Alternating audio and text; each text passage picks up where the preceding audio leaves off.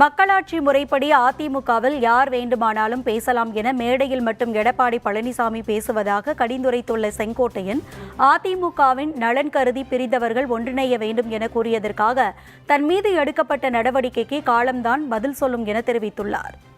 இதய தெய்வம் புரட்சித்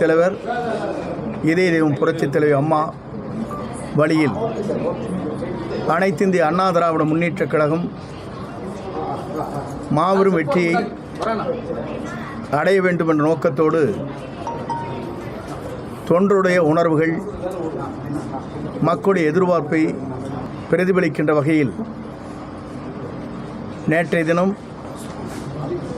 அந்த விளக்கத்தை நான் வெளிப்படையாக அதை நான் தெரிவித்தேன். அதற்கு இன்று கழகத்திலிருந்து கட்சியினுடைய பொறுப்புகளை விடுவிக்கப்பட்டிருக்கிறார்கள்.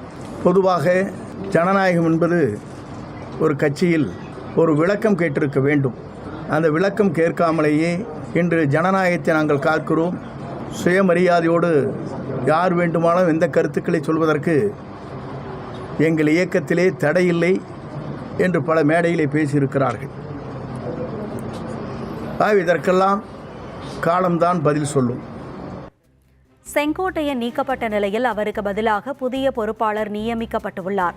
இது தொடர்பாக எடப்பாடி பழனிசாமி வெளியிட்டுள்ள அறிக்கையில், ஈரோடு புறநகர் மேற்கு மாவட்ட கழக செயலாளர் பொறுப்புக்கு ஒருவர் நியமிக்கப்படும் வரை மாவட்ட கழக பணிகளை மேற்கொள்வதற்காக சட்டமன்ற உறுப்பினரும் கழக அமைப்பு செயலாளருமான AK செல்வராஜ் நியமிக்கப்படுவதாகவும், அதிமுக கழக உடன்பிறப்புகள் இவருக்கு முழு ஒத்துழைப்பு நல்கிட வேண்டும் எனவும் எடப்பாடி பழனிசாமி தெரிவித்துள்ளார்.